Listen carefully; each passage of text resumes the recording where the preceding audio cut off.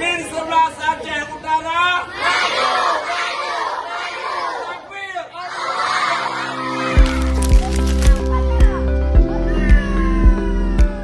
Pelaksanaan upacara bendera di MIM 11 Aceh Utara berlangsung berbeda dengan hadirnya Satlantas Polres Aceh Utara yang memberikan penyuluhan keselamatan berlalu lintas kepada para pelajar melalui amanat upacara. Personel Satlantas menyampaikan edukasi tentang pentingnya tertib berlalu lintas sejak usia dini, mulai dari penggunaan helm saat dibonceng kendaraan, mematuhi rambu lalu lintas, hingga cara aman saat menyeberang jalan. Penyampaian dilakukan dengan bahasa yang sederhana dan mudah dipahami, sehingga para siswa tampak antusias mengikuti setiap arahan yang diberikan. Kegiatan ini menjadi bagian dari upaya menanamkan budaya disiplin dan sadar keselamatan kepada generasi muda, agar para pelajar dapat menerapkan perilaku tertib berlalu lintas dalam kehidupan sehari-hari. Melalui edukasi ini, Polres Aceh Utara berharap para pelajar dapat menjadi pelopor keselamatan berlalu lintas di lingkungan sekolah, keluarga, maupun masyarakat.